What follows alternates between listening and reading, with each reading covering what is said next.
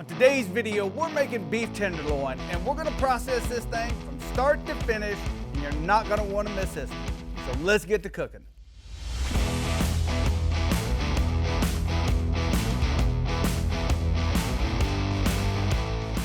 All right, so what we have here is a whole beef tenderloin, and we're gonna break this down. I'm gonna put this sucker right here. Shout out to Ingrain for the cutting board. Love this cutting board. When you're preparing a beef tenderloin, you're gonna notice there's a skinny end and there's a thicker end. And this muscle actually kind of wraps back around, and I'm gonna take that off, and then I'm gonna square this thing up, and yeah, I'll just show you. So this is the part I'm talking about, and you can see where the grains are coming in this way and then it's flipping around. So if you wanna flip it over and take a better look, you can kind of grab it right there and then just start running your knife through there.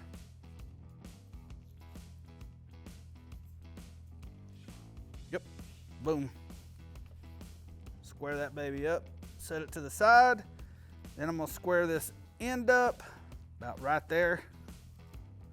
Set that to the side. Now, there's a lot of extra fat on here and a lot of silver skin. And the silver skin can be a little bit tough sometime to get off, but let me show you a little trick that I use. And don't worry if you don't get this right the first time. Sometimes I still screw it up. I'll probably screw it up here in a second, but you wanna work with a sharp knife. Shout out to the Kosmo knives. These are freaking amazing. We got the boning knife, the slicer, and we got a chef knife. So you're gonna wanna take this knife and slide it right under that silver skin, and then you're gonna wanna barely tilt it up and then follow the bottom side of that silver skin. Just like that, right out the backside, and then just run it out. Just like that, boom. Now, I like to flip it back around because it just, when you're starting to cut different directions, it can kind of get a little sideways. So, once again, right up under there, pull that sucker tight, and boom, just like that, came right off. You can have some little pieces on here, don't worry about those if you don't want to. These little guys, I'm gonna take that guy off. There's just a little bit more right there. Take that off. And then I'm gonna pull off some of this stuff that's just flopping around over here. And you can tell the difference between the fat and then the silver skin. The silver skin's gonna be shiny. The fat is just fat. And I like to leave on these as much on there as possible. Those of you that have watched a lot of our videos, you know I'm not a big fat fan, but that's okay. Everybody else is. And like I said, I'm just gonna leave on as much as possible. Boom. Boom. Now, at this point, I'm gonna wanna tie it up. And let me get this piece off right here. Little piece of silver skin, I don't like him. Another little guy right there. This end's a little bit skinnier down here. So I'm gonna tie this thing up and just put it in a perfect ball. So you can kind of grab it, and they're gonna be a little bit skinnier. I'm just gonna take off probably about another inch. Now do not throw this stuff away. I'm gonna show you how to process it as well. That guy off. All right, now let's get it tied up. Now this is the part, I'm not even gonna lie to you. I gotta relearn this every single time I do it, but that's okay. The first one, I'm just gonna turn it under, and I'm gonna do what they call a butcher's knot. That's where you, just like a regular shoestring knot, but you go through twice, and then when you pull it, it locks. One more time, and it's locked in place. Now notice that I left a long piece on this side. You're gonna want that, because we're gonna tie all the way down and then go across the bottom and truss it all the way and then lock it off here. Here's how you do this. Put it around your hand, loop it over your hand, and then back under, and then pull that sucker across. Just slide it right across the bottom, and then pull it. See what it did there? Just kind of lock it into place. and then do it again. Back under, pull it down, lock it in place. I go around my hand, back under, slide it across the bottom, and then cinch it down. And the great thing about this is you can slowly put it where you want it to go. After you get the gist of it, it goes pretty quick. But for some reason, I guess my left hand, so my right side of my brain doesn't really like this. So what I'm doing is just wrapping it around my hand, under, and then slide it across. Lock it into place. And see how it holds? That's one of the reasons why you use this knot. And if you want to practice, grab a rolling pin. Try it on a rolling pin. So the reason why you want to wrap this is because it's going to help this piece of meat hold its shape while you cook it. Because usually when you cook beef tenderloin, as with any beef, as it's heating up, it's going to want to just start sagging and laying flat. This is why we do this. All right, so after we got it to that end, we're going to roll it over. Now here's the deal. We're going to have to cut it here. I always cut extra because you never know. Now for this one, as you can tell, you have all your string, your butcher twine coming across the bottom. This one is a lot easier. You're just going to want to go under, feed it under there, loop it back around,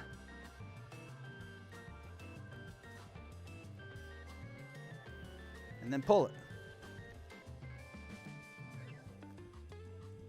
Locks right into place. Under once, under a second time. See the loop right there? That's all I'm doing is putting a loop around it, and then just pull it. Snug it down.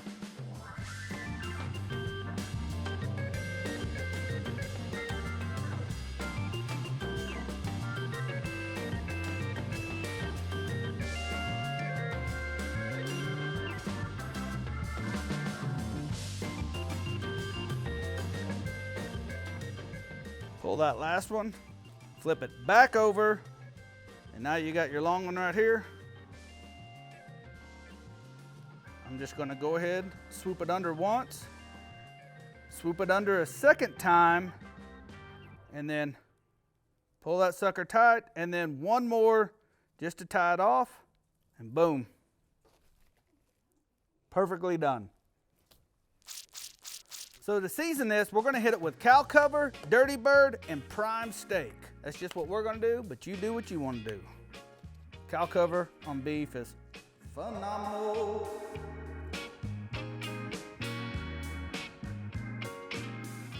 Now we're going to hit it with some dirty bird.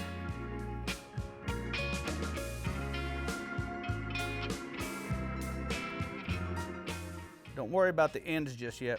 We'll clean them up with all the extra on the cutting board. And now a prime steak. This is a hell of a beef rub. It's got live charcoal in it, but the garlic flavor, unmatched. And now, just clean up the ends. Boom, just like that. So to cook this, we got the Weber running in the background. We're gonna be cooking indirect until it hits about 110 is just a little south for me, but it depends on what you like. I'm looking for a nice medium to border, just on the other side, maybe like medium, the W word, but not. I'm not a fan of raw. That's just me, but you know. So I'm going to cook it till an internal temp of about 106 to 108. Once it hits that temp, I'm going to pull it off, let it rest for a second. While it's resting, I'm going to leave the lid off the Weber, let the charcoals get ripping hot, sear it off, and then it's go time. So my charcoal is over there. I'm going to put my tenderloin right here. I'm trying to get away from it. I have 3 small wood chunks. These are hickory. I got my probe. I'm just going to put it right in the center of the center, if that makes sense. Boom. Shut the lid. And now we wait. All right, so I'm leaving all the rub on the cutting board, just a little extra season on the meat. Now, what I'm gonna do with the rest of this, you can do some larger cuts of steak with this guy right here. I personally don't do that just because they don't hold their shape well, and the presentation on them is just, you know, but I like to make beef tips, and these are phenomenal beef tips. So what I'm doing is I'm just cutting these and cubing them in like 1-inch cubes. You can use these in stews, chilies, tacos.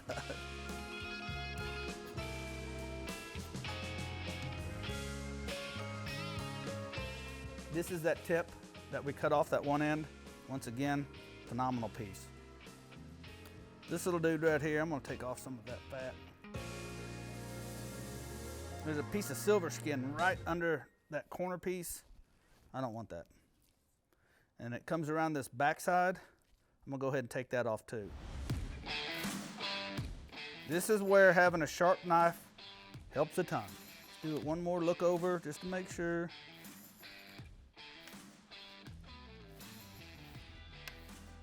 Just like that, you got beef tips for another day. I kind of push them around and grab all the extra seasoning on there. Put them in a 1-gallon Ziploc, or you can vacuum seal them. I've done that before. If you're gonna put them in a Ziploc though, I suggest you use them quick. Seal them up.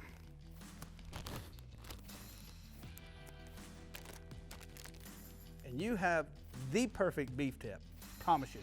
Once you do this, you won't go the other way. All right, so next, for this sauce, we're using 1 block of softened cream cheese.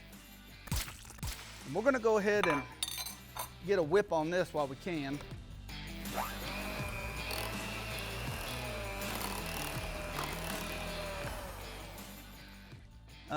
Fun known fact that no one cares about. I've actually seen my brother get his fingers stuck in one of these. And a blender, go figure. So after you get your Philadelphia cream cheese whipped, I got a 1/2 cup of sour cream. And don't worry, all this is gonna be in the recipe. If you wanna head over to kosmosq.com, print it out. 1/4 cup of brisket mop. For those of you who don't know what this is, it's brisket mop. This is phenomenal. 2 tablespoons of horseradish. I'm just using regular. All you can get a hold of is creamy, that'll work. 1 whole clove of garlic, crushed. We like to put a little kick on it. So I'm using 2 tablespoons of Nashville hot wing dust and about a 1/2 tablespoon of Dijon mustard, or a little more. I like mustard. Flavor that with some SPG. Now we mix it up again.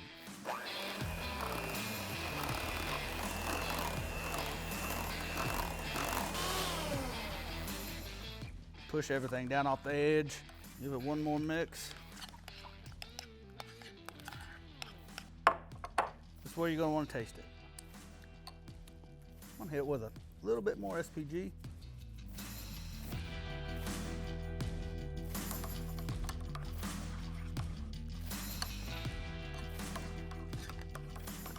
Transfer to your serving dish. Make it look pretty for your guests. That brisket mop pops the dog out of this. And since you made it, you can lick the spoon. Refrigerate until you're ready to serve. So we hit our temp, pull that little sucker out, bring it right over here. All right, so we're gonna leave the lid off of the Weber until these coals get ripping hot. We're gonna go ahead and take it over to the counter, cut off all the tying while these are heating up, then we're gonna sear it off and it's go time. So if you notice, the trusses kept this thing tight and a perfect shape. And this, my friends, is why we do it. Now I'm just gonna cut this butcher twine.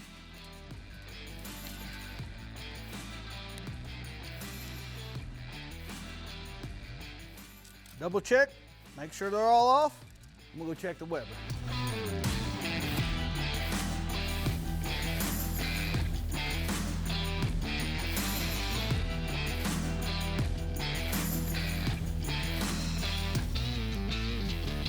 So right now the internal temp is about 118 to 124 in there. So if it doesn't jump up to 127, 128, I'm just gonna move it back over indirect and let it finish. Yep, we'll let it finish indirect. So it's hit 133 degrees.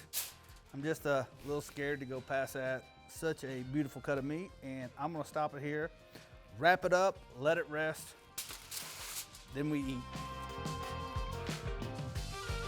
All right, so we pulled it off the cooker at 133 degrees. We wrapped it up in foil. We're gonna let it rest for about 30 minutes just because it's such a beautiful cut. Then we slice it. So it's been 30 minutes, and whatever you do at this point, do not get rid of the juices in the bottom of this. Woo, phenomenal. Perfect color, love it.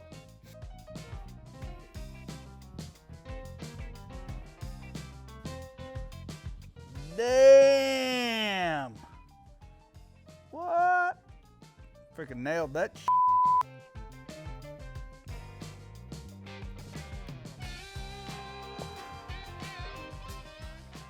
That's perfect, dude.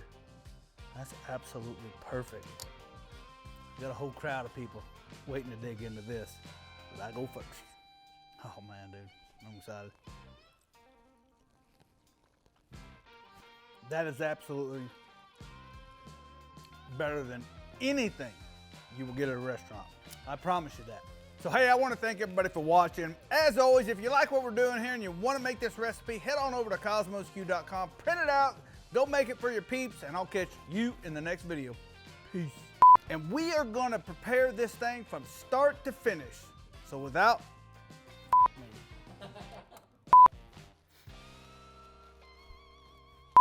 you ready? You better grab that camera, boy.